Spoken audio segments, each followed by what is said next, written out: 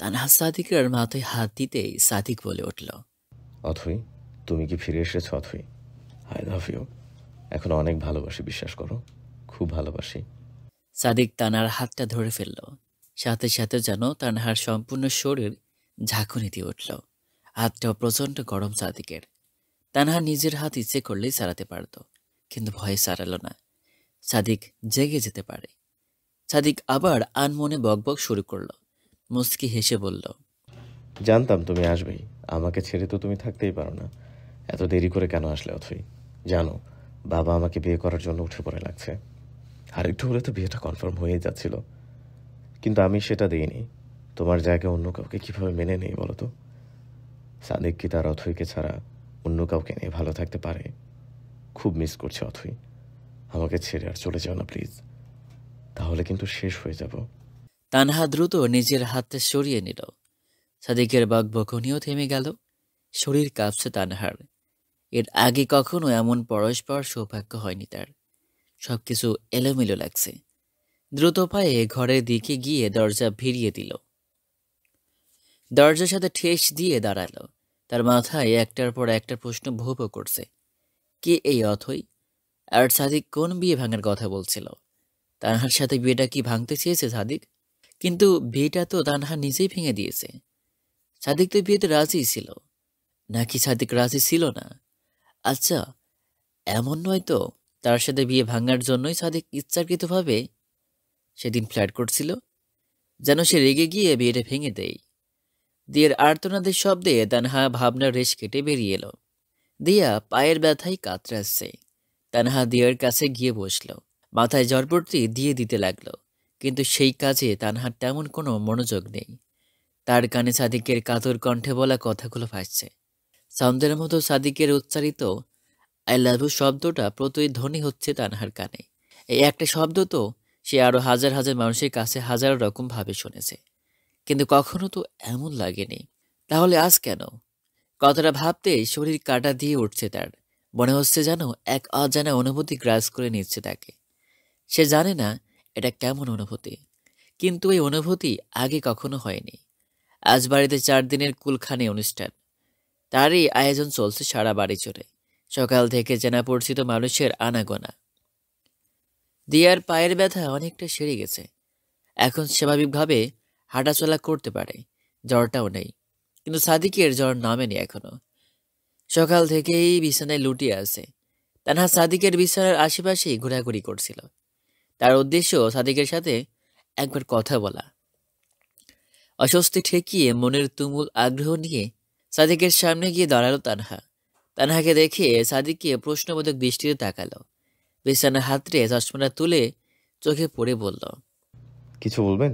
হ্যাঁ বলবো। জি বলুন। তানহা মনে মনে বলল, কাল রাতে হাত ধরে লাভ ইউ করে এখন কিনা জি বলুন। ওসব যদি রেকর্ড করে রাখা হতো কতই না ভালো হতো। তানহাকে চুপচাপ দেখে সাদিক আবার বলল, কি বলবেন বলেন। বলছিলাম কি, এখানে তো খুব শোরগোল হচ্ছে। আপনি চাইলে ওই রুমটায় গিয়ে শুয়ে থাকতে পারেন। ওইখানে কেউ আসবে না, আরামে ঘুমাতেও পারবেন। আমার ঘুম আসছে না, আর কোনো অসুবিধাও হচ্ছে না, থ্যাঙ্কস। সাদিক মুচকে হাসল। তারপর ফোনের স্ক্রিনে তাকালো। সাদিকের উত্তরটা তানহার একদমই পছন্দ হলো না। এতটা ভদ্রভাবে কেন কথা বলছে ছেলেটা তার সাথে? আগের মতো কথা বলতে পারছে না। কালকে যেমন বলছিল ফ্লার্ট করছিল, সেটাও ভালো ছিল। অন্তত ফ্লার্টই করুক, তবু সুন্দর করে কথা বলুক। তানহাকে দাঁড়িয়ে থাকতে দেখে সাদিক প্রশ্ন করল, আর কিছু বলবেন? আমি বিছানা গোছাবো, তাই আপনাকে ওই রুমে যেতে বলছিলাম। ও আচ্ছা, এটা বললেই হতো। আমি আসলে বুঝতে পারিনি, যাচ্ছি। সাদিক বিছানা ছেড়ে উঠে দাঁড়ালো। নিজের হেডফোন আর মোবাইল তুলে নিয়ে স্যান্ডেল পায়ে দিয়ে বিনা বাক্যে হেঁটে চলে গেল। তানহা বিছানার চাদর উল্টে পাল্টে আরো আওলা ঝালাক করে দিল। তারপর নিজের বেডরুমের দিকে গেল। দিয়ে বিছানায় বসে মেঘনাবত কাব্য পড়ছিল। বইটা ছোট খালাবনি ঘর থেকে সংগ্রহ করেছে সে। তানহা দিয়ের কাছে এসে ডাকলো। দিয়া, দিয়া বই ভাঁজ করে বলল, কি?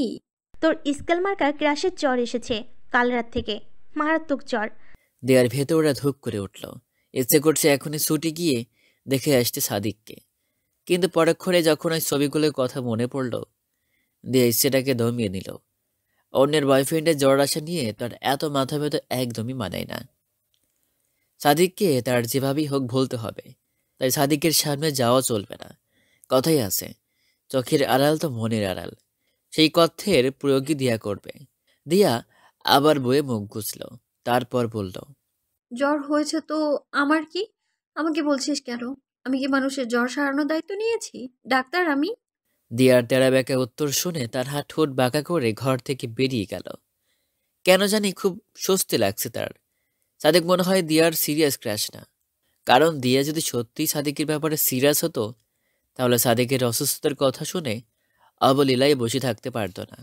মনে মনে হাওয়ায় ভাসতে লাগলো তানহা, যেন এমনটাই চেয়েছিল সে।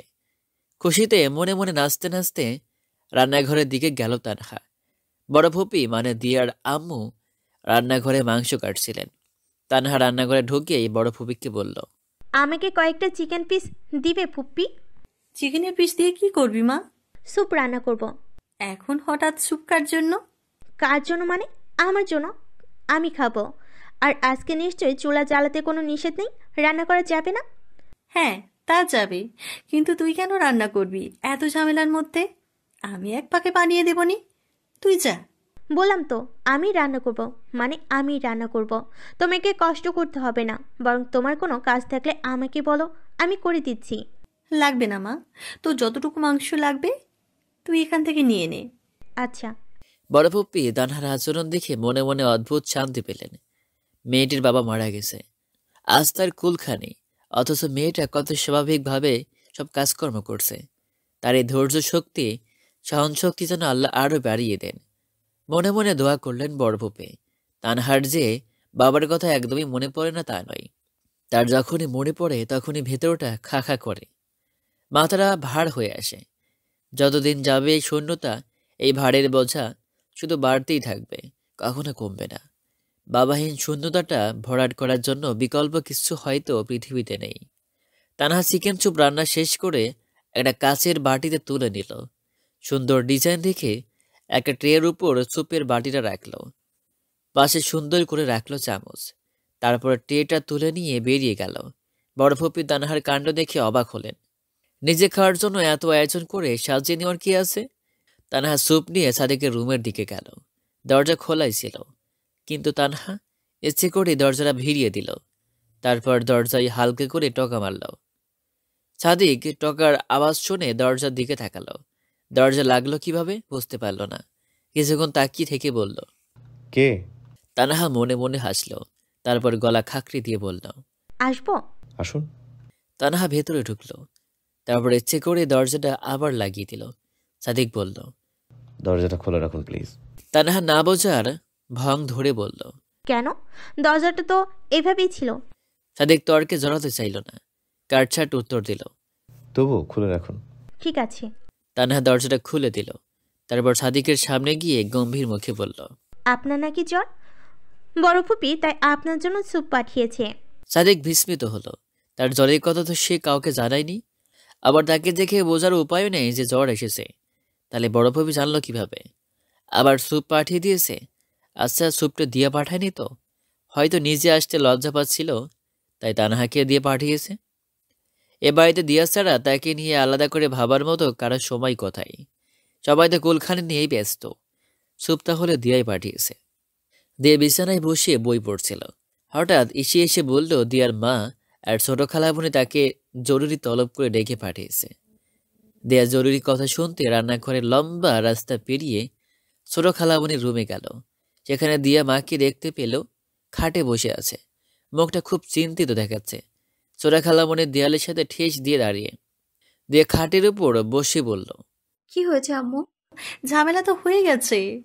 কি হয়েছে? মাহফুজ স্যার ফোন করেছিল।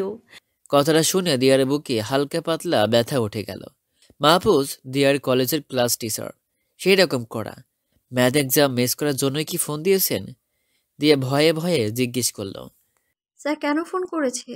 তোকে আমি আগেও বলেছিলাম আসার দরকার নেই পরীক্ষাটা দিতে, তুই তো কথা শুনলি না। এখন উনি বলছে তোকে সেকেন্ড ইয়ারে ওঠানো সম্ভব না। মানে কি, রিটেস্টও নেবে না? নিবে, কিন্তু সেটা যদি তুই কালকের মধ্যে দিতে পারিস তাহলে নিবে, না হলে এই এক্সাম আর তুমি দিতে পারবা না। কালকের মধ্যে কি করে সম্ভব? কেন? আজকে বাসে উঠবা, কাল সকালে গিয়ে পরীক্ষা দিবা, সহজ হিসাব। পাগল নাকি? এত সহজ? এটা হায়ার ম্যাথ এক্সাম, প্রিপারেশন লাগে না? আমি কিভাবে কি করব? এখন স্যার যে তোকে এক্সাম দেওয়ার সুযোগ দিচ্ছে, এটাই তো তোর ভাগ্য। প্রিপারেশন দরকার নেই, যা পারবি তাই দিবি। তাহলে তোমরাও কি আমার সাথে ঢাকা যাচ্ছ? আমরা কিভাবে যাব? তুই যাবি, এক্সাম দিয়ে আবার চলে আসবি। মানে আমি একা? একা কেন যাবি? তোর আঙ্কেল নিয়ে যাবে তোকে। আঙ্কেল মানে আলী আঙ্কেল? হুম, উনি চট্টগ্রাম এসেছে, আজকে আবার ঢাকায় চলে যাবে, তুমিও ওনার সাথে চলে যেও। দিয়া চুপ করে রইল। এখান থেকে যেতে একদমই ইচ্ছে করছে না তার। পরে ভাবলো ভালোই হবে, অন্তত সাদিকের থেকে দূরে থাকা যাবে। এতেও যদি সাদিককে সে ভুলতে পারে। দিয়ে ব্যাকপ্যাক গুছিয়ে যাওয়ার জন্য তৈরি। রাত 10:30টায় বাস ছাড়বে। এখন বাজে 8:30। দিয়ে এখনই রওনা দিবে বাস কাউন্টারে। সেখানে গিয়ে আলী আঙ্কেলের সাথে দেখা হবে। তারপর দুজন মিলে রওনা হবে ঢাকার উদ্দেশ্যে। দিয়ে সবুজ গেটের সামনে দাঁড়িয়ে সবাই লম্বা রাস্তা হেঁটে দিয়াকে বিদায় জানাতে এসেছে। সবাই বলতে বাড়ির সবাই না, নহাস, মহিত, তরুণা, তানহা, তোফা আর এসে। শুধু আসেনি সাদিক। কোথায় গিয়ে বসে আছে কে জানে। দিয়া রিকশার ওঠার সময় নহাস ফোন হাতে দিয়ার কাছে এলো। এসেই বলল, দিয়া, তোমার ফোন নাম্বারটা দিয়ে দাও। দিয়া প্রথমে বিস্মিত দৃষ্টিতে তাকালো। নহাস অপ্রস্তুত হাসি দিয়ে বলল, খোঁজ নিতে হবে না, ঠিক সময়ে বাসে উঠলে কিনা, সেফলি পৌঁছালে কিনা। ঠিক আছে, নাম্বার নিন। নহাসকে ফোন নম্বর দিয়ে দিয়া রিকশায় উঠে গেল। নহাস আবার বলল, আচ্ছা, তুমি একা যেতে পারবে? আমি আসি বাস কাউন্টার পর্যন্ত। তার কোনো প্রয়োজন নেই, আমি একাই যেতে পারবো, থ্যাঙ্কস। নহাসের ইচ্ছে করছিল দিয়ার সাথে যেতে, কিন্তু কে একটা বিষয় একবার না করে দিলে নহাস সেটা নিয়ে বাড়াবাড়ি করে না। তাই রিক্সাওয়ালাকে বলল। মামা, সাবধানে নিয়ে যেও। নহাস দিয়ার দিকে তাকিয়ে মুচকি হেসে বলল, বাই, সাবধানে যেও। দিয়া মৃদু হেসে মাথা দোলালো। রিক্সা চলতে শুরু করলো। দেয়া পিছন দিকে উকি দিয়ে দেখলো নহাস এখনো তাকিয়ে আছে। চোখে চোখ পড়ে গেল। দিয়ে সামনে ঘুরে বসলো। তারপর আর পেছনে তাকালো না। কিন্তু দিয়া নিশ্চিত রিক্সাটা সম্পূর্ণ চোখের আড়াল না হওয়া পর্যন্তই নহাস তাকিয়েই ছিল। দিয়া আজকে এটাও খেয়াল করলো নহাস আপনি থেকে দিয়াকে তুমি বলতে শুরু করে দিয়েছে। নহাসের অনুভূতি দিয়ার কাছে পরিষ্কার, কিন্তু যাকে ভালোবাসা যায় না তাকে সরাসরি না করে দেওয়া যেমন কঠিন, তেমনই তার সামনে না বোঝার ভং ধরে থাকাটাও খুব কঠিন। এই অস্বস্তি থেকে দিয়া এখন মুক্ত, এই ভেবে স্বস্তির নিঃশ্বাস নিল দিয়া। আর কখনো নহাসের মুখোমুখি হতে চায় না সে। দিয়ে বাস কাউন্টারে পৌঁছে দেখলো আলী আঙ্কেল এখনো আসেনি। ঘড়িতে 9টা বাজে। বাস আসতে এখনো 1.5 ঘন্টা। তাহলে কিছুক্ষণের মধ্যেই আঙ্কেল এসে যাবে। এই ভেবে দিয়া চেয়ারে বসলো। টিকিট আলী আঙ্কেলের কাছে। দিয়ে ফোনটা বের করে ফেসবুকে নিউজ ফিডটা ওপেন করলেন। এখন এটা ছাড়া আর কোনো কাজ নেই। 1 GB MB মোবাইলে রিচার্জ করে রেখেছে সে, যেন সারা রাস্তা যেতে যেতে ইউটিউবে কিছু ভিডিও দেখে নেওয়া যায়, ম্যাথের থিওরি নিয়ে ভিডিও। তাহলে প্রিপারেশনটাও মোটামুটি হয়ে যাবে। কিন্তু এই ব্যাপারে দিয়া নিশ্চিত যে সে পাস করবে না। তবু অন্তত এক্সামটা তো দিতে পারবে। দিয়া হঠাৎ খেয়াল করলো তার পাশে কেউ একজন এসে বসেছে। তে পাশ ফিরে তাকাতেই চমকে উঠল। তোতলানা গলায় বলল, আপনি? সাদিক মুচকি হেসে বলল, তোমার একটু কেয়ার নিতে চলে এলাম। মানে? তুমি তো আমার অনেক খেয়াল রেখেছো, এখন আমি না নিলে একটু না ইনসাফি হয়ে যায় না? আমি আপনার কেয়ার কখন নিলাম? সাদিক হাসল। দিয়ার প্রশ্নের উত্তর না দিয়ে বলল, তোমার আঙ্কেল কখন আসবেন? জানি না, এসে যাবেন কিছুক্ষণের মধ্যেই। ততক্ষণ চলো আমরা বাইরে হাঁটি, এখানে বসে থাকতে ভালো লাগছে না, বোরিং। ঠিক আছে। দিয়া আর সাদিক দূরত্ব বজায় রেখে হাঁটছে। হাঁটতে হাঁটতে দিয়া জিজ্ঞেস করলো, কই বললেন না তো আমি আপনার কেয়ার কখন নিলাম? ভেবে দেখো, নিজেই বুঝতে পারবে। দিয়ে ভাবলো। ভাবতে গিয়ে যা বুঝলো, সে সাদিকের কোনোই কেয়ার নেয়নি, বরং আরো বিপদে ফেলেছে। ওর জন্য সাদিকের ট্রেন মিস হয়েছিল। সে যদি নুহাসকে ভুল ওষুধ না দিত তাহলে তাদের ফার্মেসিতে নামতে হতো না, ট্রেনও মিস করতে হতো না, সাদিকের ফোনটা চুরি হতো না, আর 8,000 টাকা খরচ হতো না। দিয়া পায়ে ব্যথা পাওয়ার পর সাদিকই তো তাকে নিয়ে ক্লিনিকে গিয়েছিল, নিরাপদে বাসাতেও নিয়ে এসেছে। সব দিক বিবেচনা করতে গেলে সাদিকই দিয়ার কেয়ার নিয়েছে। দিয়া কিছুই করেনি, বরং নিজের হাতে বানানো বিট খুঁড়ে স্বাদের চা খাইয়ে সাদিককে বিরক্ত করেছে। চায়ের টেস্ট বাজে ছিল দিয়া সেটা জানতো, কিন্তু সাদিক একবারের জন্য অভিযোগ করেনি। দিয়ে ভেবেছিল সাদিক হয়তো তার প্রতি দুর্বল, কিন্তু তার ধারণা ভুল। অথচ দিয়া জানে না সাদিক কোন কেয়ারি কথা বলছে। আজ সকালে সাদিকের ঘরে স্যুপ পাঠানো, সাদিকের ওষুধ দেওয়া, এসব কাজ তানহা করলেও সাদিক ভেবে নিয়েছে দিয়ার কথাই তানহা এসব করেছে। তাই দিয়ার চলে যাওয়ার কথা শুনে সাদিকের খারাপ লাগাই সে কাউন্টারে চলে এসেছে দিয়াকে বাস পর্যন্ত তুলে দেওয়ার জন্য। সাথে অথয়ের বিষয়টাও দিয়াকে খোলাসা করে বলতে চাইছে, যেন দিয়া কষ্ট নিয়ে ঢাকায় চলে না যায়, সবটা মেনে নিয়ে যেন হাসি মুখেই যেতে পারে। সাদিক বলল, দিয়া, তোমাকে একটা কথা বলবো। কোথাও বসে তারপর শুনি। কেন, হাঁটতে কষ্ট হচ্ছে? পায়ে ব্যথা হচ্ছে নাকি আবার? না না, পা ঠিক আছে, ব্যথা সেরে গেছে। তবু বসে কথা বলে ভালো হতো। আচ্ছা চলো ওদিকটা গিয়ে বসি। সাদিক অজান্তে দিয়ার হাত ধরে ফেলল। দিয়াকে নিয়ে একটা বেঞ্চিতে বসল। চারদিক খোলামেলা, বিস্তীর্ণ আকাশে মেঘ জমে আছে, যে কোনো সময় বৃষ্টি নামতে পারে। হালকা হালকা বাতাস বইছে, কিন্তু ঠান্ডা, শরীর কাঁপানো ঠান্ডা বাতাস।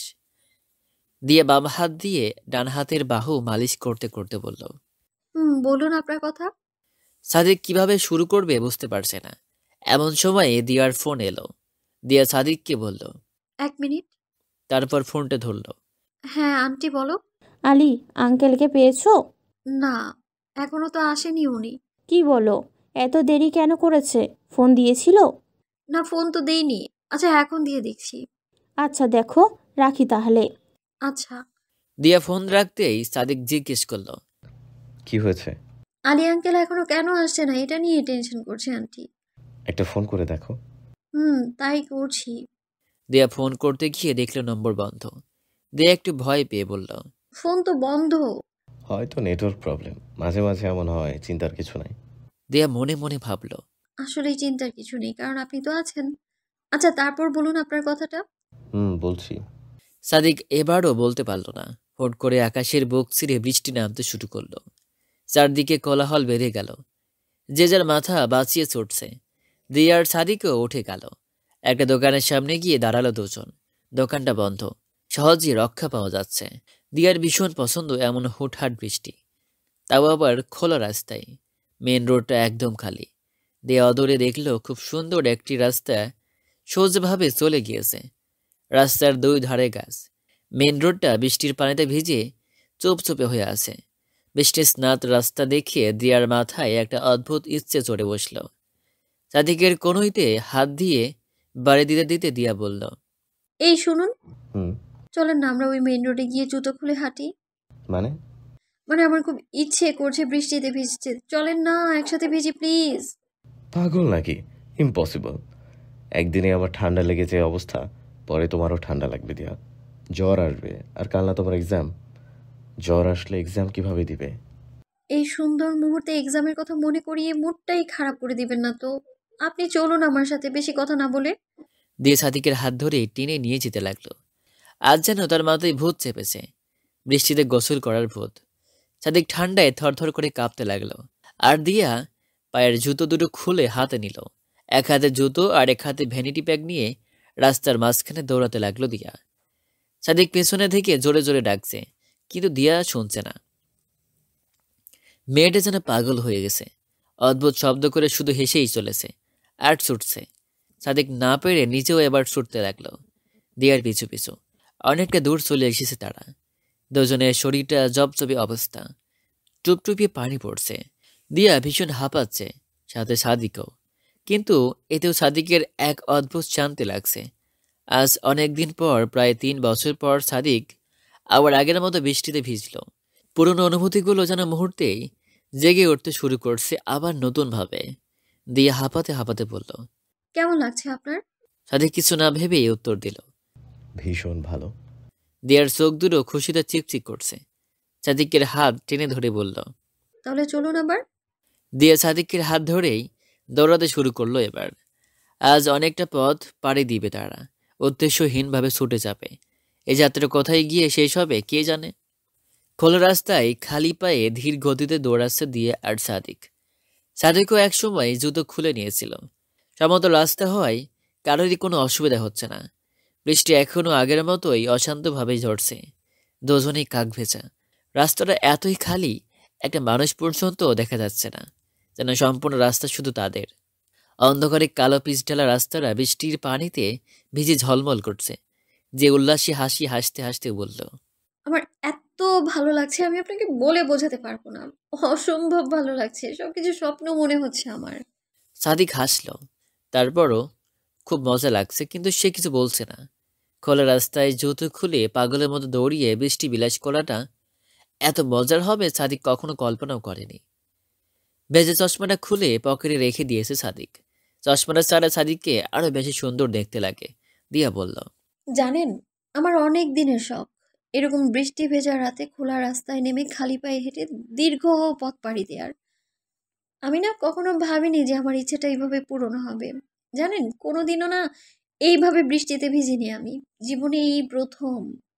কি বলো, তুমি এই প্রথম বৃষ্টিতে ভিজছো? তাহলে তো তোমার জ্বর আসবে নিশ্চিত। আসলে আসবে, মাঝে মাঝে জ্বর আসাও ভালো। সবসময় শরীরের শান্তি দেখতে নেই, মাঝে মাঝে মনের শান্তিটাও দেখা উচিত। সাদিক আর কিছু বলল না, দিয়ার হাত ধরে হাঁটছে। দৌড়াতে দৌড়াতে একসময় ওরা ধীর পায়ে হাঁটাহাঁটি শুরু করে দিয়েছে। দিয়া বলল, আচ্ছা, আপনি এর আগে কখনো এইভাবে বৃষ্টিতে ভিজেছেন? বৃষ্টিতে অনেক ভিজেছি, কিন্তু কখনো এভাবে না। এমন খালি পায়ে রাস্তায় হেঁটে বেড়ানোর মজাটা এনজয় করা হয়নি। সারা রাস্তায় শুধু আমরা একা, মনে হচ্ছে যেন রাস্তাটাই আমাদের। বাপের সম্পত্তি। সাদিক হো হো করে হাসল। দিয়া খিলখিলি হাসতে হাসতে আবার চোট লাগালো। সাদিক থামতে বলল, কিন্তু দিয়া থামল না। দৌড়াতে দৌড়াতে হঠাৎ একটা ছাউনির নিচে চলে গেল দিয়া। ছাউনির উপর জমে থাকা ময়লা বৃষ্টির পানি উপচে পড়তে লাগলো দিয়ার সারা শরীরে। দিয়ে লাফিয়ে উঠে সরে গেল। আর সাদিক হাসছে, বেশ মজা নিয়ে হাসছে। দিয়া অসহায় মুখ করে বলল, এটা কি হলো? আপনি আমায় আগে বললেন না কেন? আমি তো আগেই থামতে বলেছিলাম, তুমি তো কথা শোনো না। দিয়ে দেখলো সামনে একটা খুব সুন্দর লেক। লেকের উপর বৃষ্টির ফোঁটাগুলো মিশে একাকার হচ্ছে। দিয়ে সাদিকের হাত ধরে বলল, চলুন ওইখানটায় যাই। আচ্ছা। দিয়ে আগের মতোই দৌড়াতে দৌড়াতে লেকের সামনে গেল। সিঁড়ি দিয়ে পা ফেলে নাচতে নাচতে নিচে নামছে। সাদিক বলল, সাবধান দিয়া, পড়ে যাবে। দিয়ে উত্তর দিল না, শুধু হাসছে। সর্বশেষ সিঁড়িটায় বসে ঢোলা সেলোয়ারটা হালকা উঁচু করে লেকে পানিতে পা ডুবিয়ে দিয়েছে। দুই পা অনবরত ঝাঁপাচ্ছে আর বৃষ্টির ফোঁটাগুলো হাত দিয়ে ধরছে। সাদিকের মনে হলো খুব সুন্দর একটা দৃশ্য এই মুহূর্তে দেখছে সে। সেও দিয়ার পাশে গিয়ে বসল। দিয়ে হঠাৎই লেক থেকে এক ঝাপটা পানি তুলে সাদিকের দিকে ছুঁড়ে মারল। সাদিক লাফিয়ে উঠল। দিয়ে দাঁড়িয়ে দাঁড়িয়ে হাসছে। এক হাত দিয়ে মুখ আর চুলটা মুছে দিয়ার দিকে তাকালো সাদিক। দিয়ে মজা নিয়ে বলল, আমার সময় হেসেছিলেন না, তাই এবার আমি রিভেঞ্জ নিলাম। সাদিক কোনো উত্তর দিল না। কিছুক্ষণ তাকিয়ে থেকে সেও পানির ঝাপটা তুলে দিয়ার দিকে ছুঁড়ে মারল। দিয়ে হাসতে হাসতে চেঁচিয়ে উঠল। শুরু হয়ে গেল পানি ছোড়াছুড়ি। একসময় দুজনেই হাঁপিয়ে শান্ত হয়ে বসল।